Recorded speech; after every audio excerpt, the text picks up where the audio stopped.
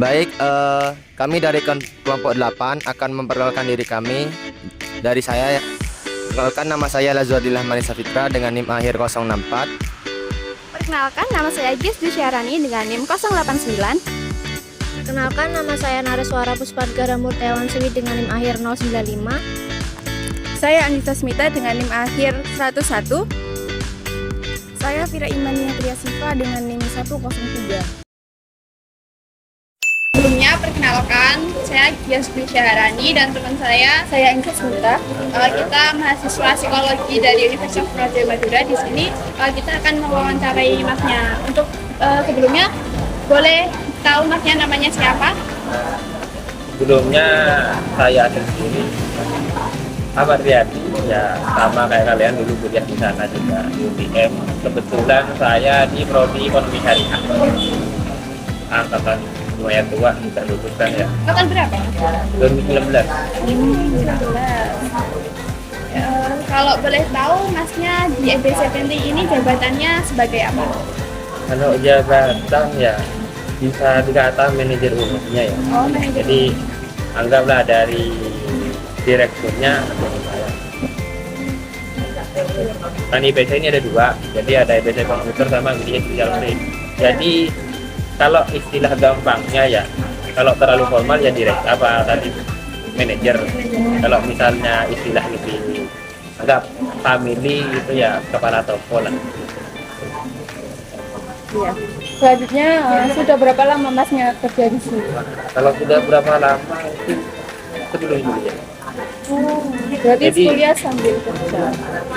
Saya nggak di sini itu 2018. Saya lambat kuliah 1 tahun karena saya di sini. Ya kebetulan dapat rezeki kerja di sini. Berarti itu masnya emang ini miliknya keluarga ya masnya? Oh, emang kerja? Jadi sebelum Bukan. masuk kuliah kerja dulu di sini. Jadi gini, kalau misalnya kita baca profil saya sendiri, jadi EBC ini berdiri sudah lumayan lama. Kita kaca dari EBC dari dulu namanya Sapa. Sapa itu berdiri di 2008. Bergerak di bidang warnet. Warnet, habis itu diambil alih akuisisi itu di 2011. Itu diakuisisi jadi Sapa 2. Terus warnet sama fotokopi. 2016 jadi warnetnya dibuang jadi fotokopi dan servis dan fotokopi. Terus 2022 dipecah jadi dua, tetap dengan direktur yang sama, cuma dipecah dua di naungan CV EBC Digital Komputing itu. Ada digital print sama servis. Nah, kalau misalnya sayanya masuknya itu dari kapan, terus kok sebelum kuliah dan lain sebagainya ya. Saya dulu pengennya kuliah, pengennya ke sini. Kebetulan kenal sama orangnya ini dari Facebook. Kan dulu Facebook itu merajai ya. Dia tawarin mau kerja, kan dulu saya jurusan TKJ dan sering ngedesain buat sekolah. Dia tertarik, terus diajak kerja, dia ayo gitu terus. Daftar gak lulus 1 kali di sini karena ya banyak masalah juga gitu dari administratif. Tahun depannya daftar lagi di 2009. Selanjutnya kalau tugasnya masnya dan tanggung jawabnya mas di sini itu sehari-harinya sebagai apa? Kalau sehari-harinya sih cuman ya kita anggaplah tugas umumnya ya sebagai yang mana pimpinan toko, kita anggaplah kepala toko ya kita koordinir, anggaplah kita cross check lagi semua perjalanan acara, QC dari semua kerjaan. Habis itu kita cek juga apa aja yang kurang di toko, event yang bakal datang, karena jenis fotokopi digital print seperti ini bukan kebutuhan pokok. Kalau kebutuhan pokok kayak sedang pangan itu pasti laku. Kalau keinginan kita harus ikutin arus. Kalau kita nggak bisa update, ya kita kalah. Banyak di Telang ini dulu itu banyak fotokopi sama digital. Pendatang barunya kalau nggak salah ada 5 Padang sekarang. Yang lain itu pada gulung tikar pas pandemi. Yang bertahan di pandemi itu di sini Duro, GP belakang, sama ini ACC. Yang lainnya tuh kalau nggak 10 apa berapa tuh. Lalu tadi kan dapat lowongan kerjaan dari FB ya. Bisa Terus, dikatakan. ya terus proses seleksinya bagaimana? Dulu saya itu nggak diseleksi langsung saya. Jadi ditawarin langsung. Kalau sekarang kan ya cuma saya sih kayaknya generasi yang ditawarin langsung. Jadi ditawarin langsung, ya saya ke sini, terus ya training beberapa hari, 3 hari training langsung. Kalau yang sekarang karena lebih sistematis ya kan, kalau dulu masih masih anggaplah di bawah, masih babat alam, jadi lebih gampang lah garapan. Bahkan dulu, kalau sekarang tuh fotokopian rata-rata nggak terlalu rame. Kalau dulu rame, jadi hampir pendaftaran toko itu dari fotokopian. Kalau sekarang wajib yang namanya interview. Soalnya yang pasti yang kita butuhkan datang desainer grafis, terus marketing, yang di kantor. Apakah ada ini Mas keterampilan khusus yang dibutuhkan supaya bisa keterima kerja? Kalau keterima kerja secara umum sih kita lihat lapangan ya. Karena nggak semua orang yang lulus kuliah itu bekerja di tempat yang semestinya mereka kerja. Jadi skill utama kita ada. Kalau misalnya kita bisa di bidang IT, kita masuk ke dunia IT, coba-coba gak jadi masalah. Karena kan misalnya kita ternyata rata-rata kan cewek gini, banyak di Facebook, banyak di TikTok dan lain sebagainya, mereka tahu konsep pasarnya TikTok. Jadi alangkah baiknya kalian ngambil sertifikasi ISBN itu yang digital marketing. Jadi kalian bisa masuk nanti ke perusahaan-perusahaan sebagai digital marketing atau mungkin junior sekretaris.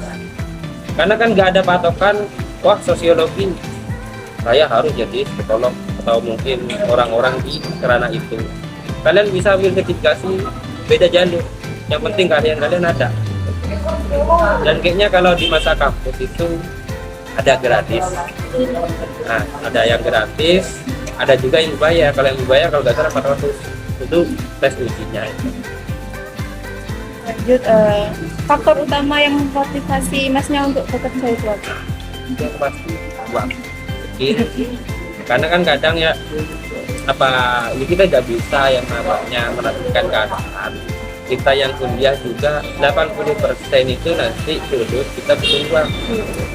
Kalau kita masih muda ya kuliah itu relasi, pertemanan, dan biar gak cepat mikirin cepat dewasa karena kerjaan, dewasa bertumbuh karena anggaplah di dunia pendidikan itu lebih baik. Saya sendiri ngerasain pas 1 tahun nganggur gak kuliah, itu rasanya kok saya gak sama kayak seumuran saya yang disibukkan dengan tugas kuliah, bergaul, ngopi bareng, have fun bareng, kulitnya bareng-bareng. Kok saya cuma monoton di kerjaan itu? Makanya saya rela bayar kuliah, gak ikut anggaplah ambil SBM, ambil cuman gak lulus kan. Administratifnya masih kurang di sekolah. Ya wes itu bayar. Berapa dulu agak gede tuh, ke atas 15 daftarnya.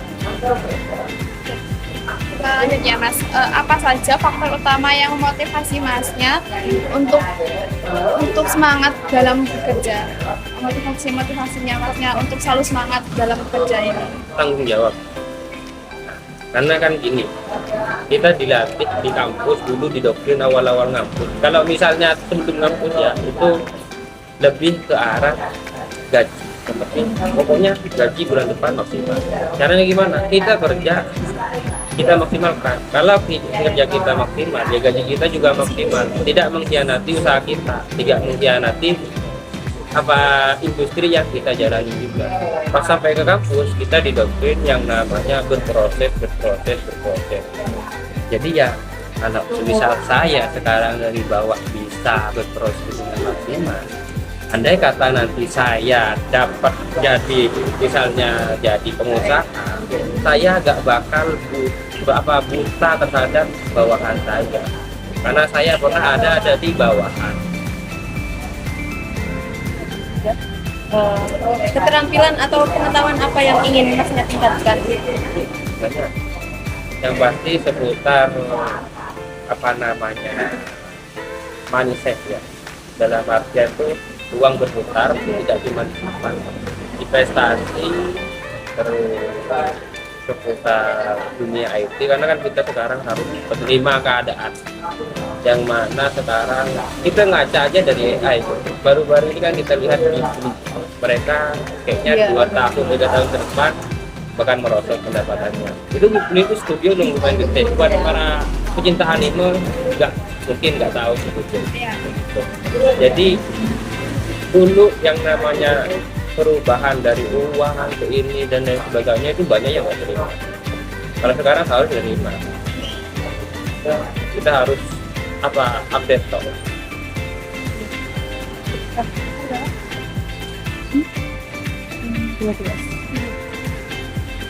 Ini mau nanya, bagaimana ini di EBC ini menyampaikan standar sikap kerja yang dibutuhkan di sini? Kayak misalnya melalui pelatihan atau aturan-aturan atau budaya kerja di sini. Karena kita ya ini kan ya masih kelas menengah ke bawah, ya itu masih di CP kan otomatis kelas menengah ke bawah. Kita menerapkan yang namanya keluargaan itu utama. Jadi misalnya open rekrut ya kita training 1 minggu 2 minggu. Terus ya kita usahakan cari orang yang emang proper di bidangnya. Dalam artian tuh kalau semisalnya cewek terus dia lamarnya itu anggaplah jadi desainer, tapi di CV-nya tertera yaitu public speaking-nya yang bagus sama marketingnya, ya kita gak diterima. Kita alihkan dulu, barangkali mau di bagian marketing atau mungkin di bagian marketing kita over lagi. Kalau misalnya ya terus untuk jenis pelatihannya biasa sih, karena kan setiap perusahaan ada standar operasionalnya juga, jadi ya kita sesuaikan dengan standar operasional ini. Kalau misalnya ada yang melenceng ya kita rembukan, karena di sini itu masih sistem keluarga, jadi per bulan itu mesti ada diskusi bareng sama owner juga, apa yang kita kurang sekarang, apa event ke depannya, terus progres yang berjalan apa aja. Yang terakhir itu apa tantangan Masnya sebagai kepala toko dalam menjaga sikap kerja antar sesama karyawan? Konflik internal kan pasti. Yang namanya perusahaan ada konflik. Walaupun di sini itu gak saya anggaplah jadi udah korporat pada umumnya ya, itu kan nanti kalian pastilah kalau misalnya masuk ke dunia kerja industri yang lumayan gede itu saingan. Kalau di sini bukan, ya pasti kan namanya pekerjaan dan sifat manusia beda-beda ya, pasti mereka bakal ada yang namanya berantem atau apa ini. Ya tugas saya tuh mendengar mereka, terus barangkali teman-teman ada yang kurang serg dari sifatnya atau mungkin kinerjanya, kita usahakan bagaimana caranya, yaitu kita nasihatin dan sebagainya. Toh manusia itu ada yang namanya titik mereka dapat diajak komunikasi dengan baik-baik.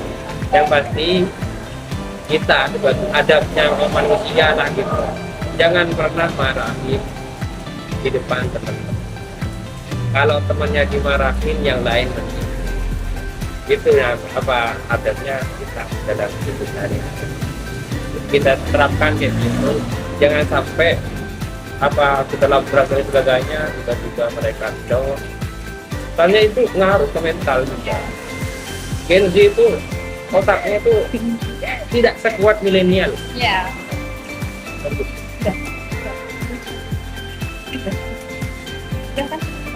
Udah Mas, itu sekian wawancara pertanyaan dari kami.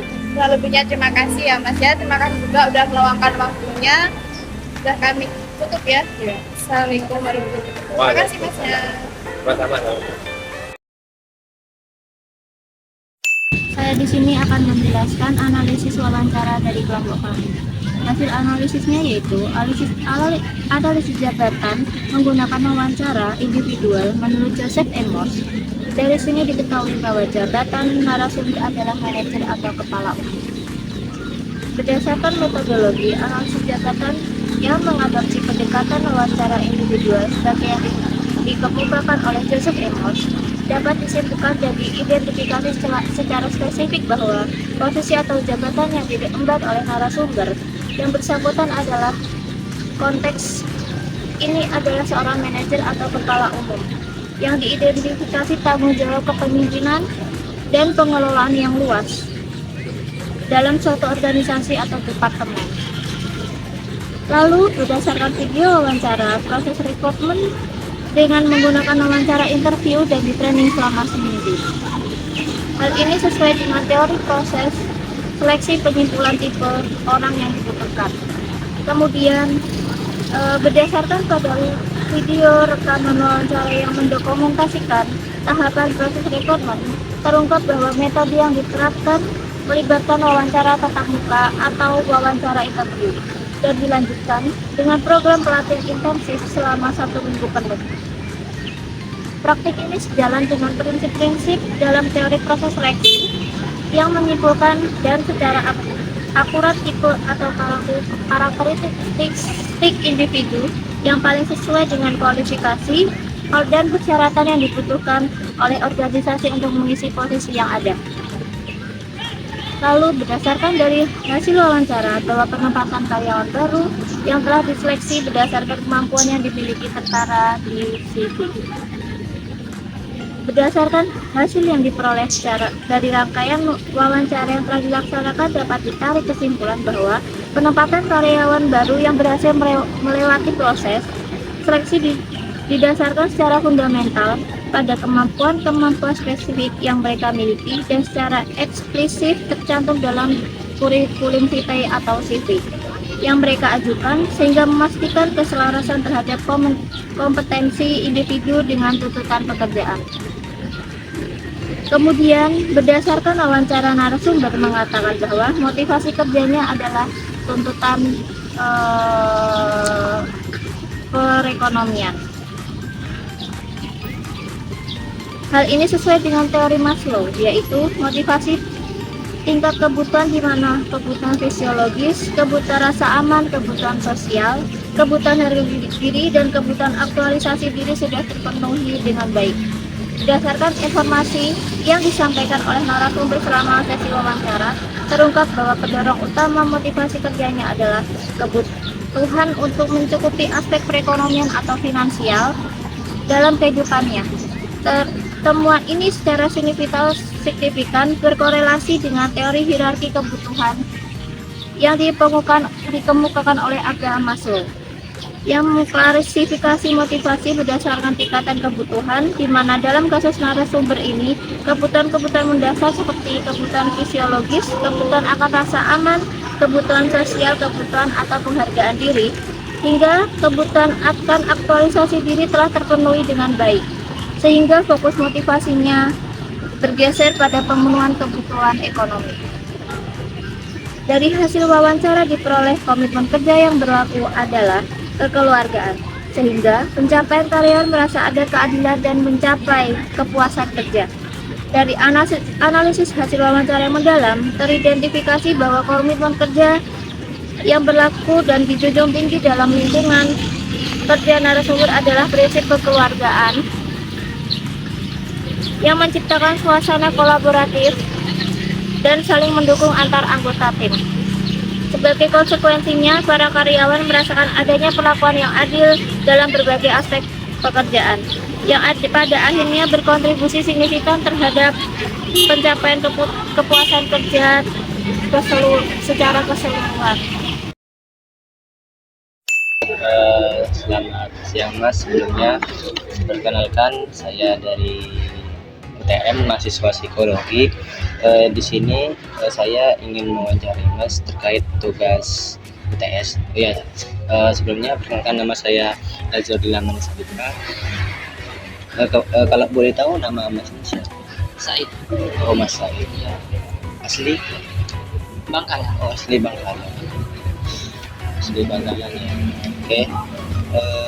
Baik, langsung saja kita ke pertanyaannya. Yang pertama itu, Mas di sini jabatannya itu sebagai apa? Maksudnya di sini Mas itu berperan sebagai apa di sini di kafe? Iya. Terima kasih untuk waktunya. Kalau untuk jabatan di sini sebenarnya nggak ada jabatan kalau di kafe kita.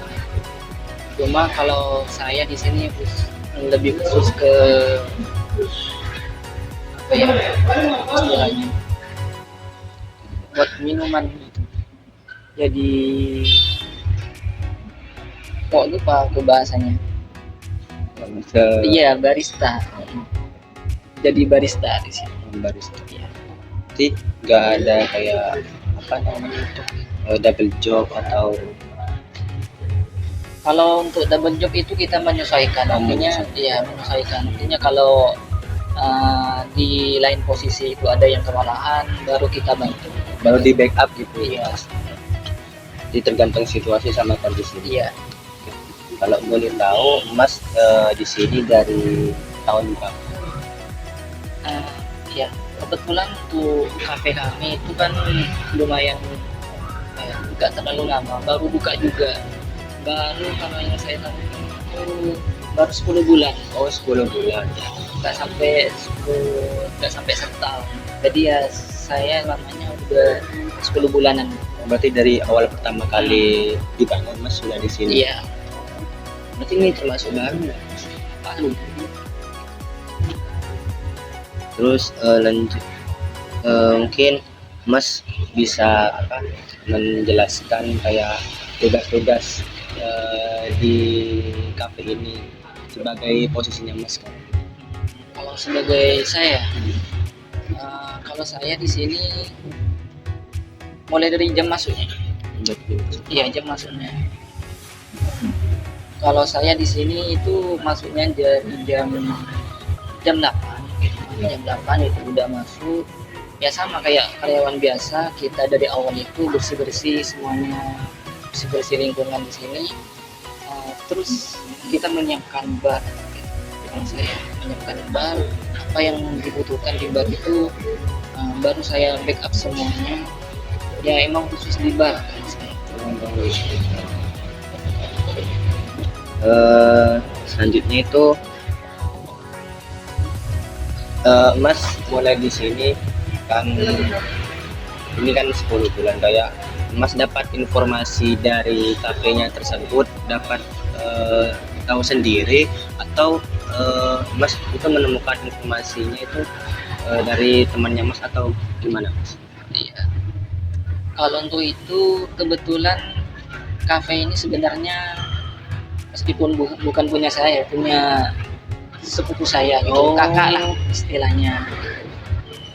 Jadi ya emang dari awal kita bangun kafe ini bersama.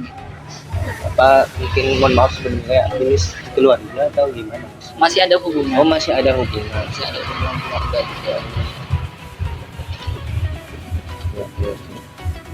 Terus mungkin kan tadi Mas yang bilang ya itu punya sepupunya Mas, ada hubungan dari itu Mas kan kayak ada proses seleksinya itu dari mungkin dari ownernya langsung, walaupun itu kan secara tidak langsung kan dari keluarga terdekatnya Mas itu ada seleksi tersendirinya atau enggak?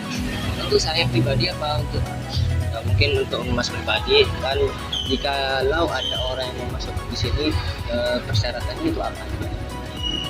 kalau untuk saya pribadi belum ada kan, sebenarnya ya meskipun saya minim sebelumnya nggak ada basic jadi buat kerja di kafe itu emang kalau saya pribadi belajar dari awal. Kalau untuk karyawan untuk karyawan selanjutnya itu pasti ada seleksinya lah. Kalau dari kami itu mengutamakan emang niat bekerja gitu Mas. Kalau untuk nggak harus ada basic. Kalau sampean udah pernah pengalamannya kerja di kafe mana gitu, kerja udah berapa lama di kafe itu nggak nggak, sepenting ada emang kebutuhan, emang mau kerja dan niatnya gitu. Kalau ada gitu. Oh, nanti pasti ada ke tahap selanjutnya untuk misalnya ada yang mau melamar kerja di sini kan ada aplikasinya pasti. Iya, pasti ada. Hmm. Eh, Mungkin untuk keterampilan apa saja sih Mas yang harus dimiliki ketika kayak kerja di Urban Coffee ini? Ada keterampilan khusus nggak? Atau cuma ada secara umumnya gitu? Kalau keterampilan khusus kita tidak begitu perlu yang soalnya kalau kita menentukan orang itu mau kerja di sini harus ada keterampilan khusus itu sulit ya kita. Sulit. Jadi kita bimbing emang dari awal buat ya mahir di sini gitu. Tapi yang terpenting itu apa ya, kalau secara umumnya itu ya sikap disiplinnya, jujur gitu.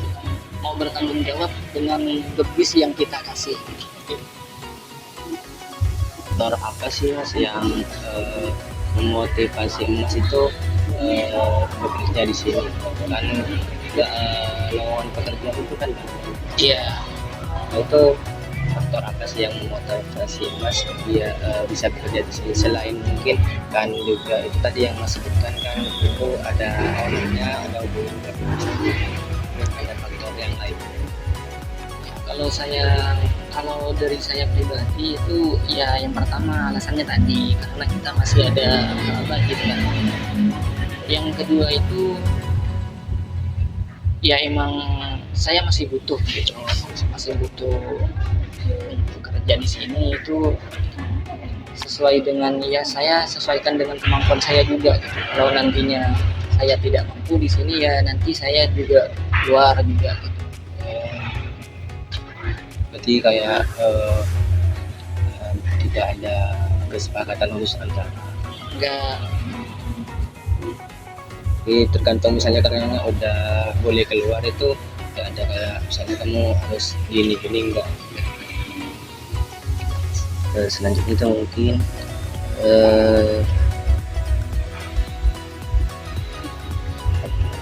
bagaimana itu pihak Urban Coffee menyampaikan standarisasinya untuk bagaimana itu seorang pekerja masuk ke Urban Coffee.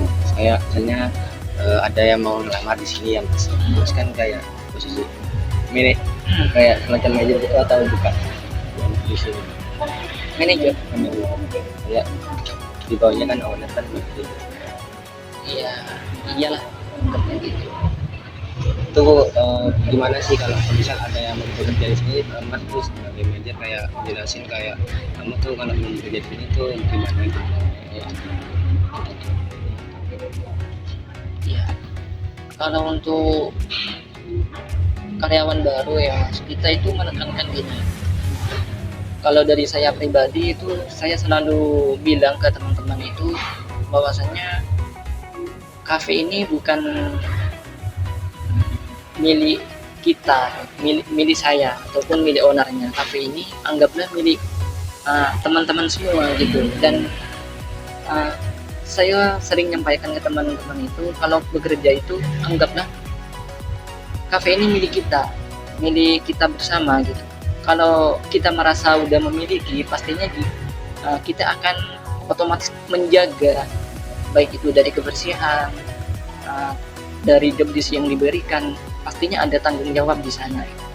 Makanya saya selalu menekankan jangan anggap kafe ini milik owner ataupun siapa, anggap kafe ini milik kita. Jadi kita itu kalau begitu tidak akan terasa terbebani gitu untuk bekerja di sini. Berarti kafe sini kayak menjunjung rasa kekeluargaan. Iya. Dan mungkin yang selanjutnya itu Mas kan di sini udah 10 bulan dan termasuk yang paling lama juga. Itu mungkin tantangan apa saja sih yang Mas dapatkan selama bekerja itu, terus dan harapannya itu untuk teman-temannya Mas itu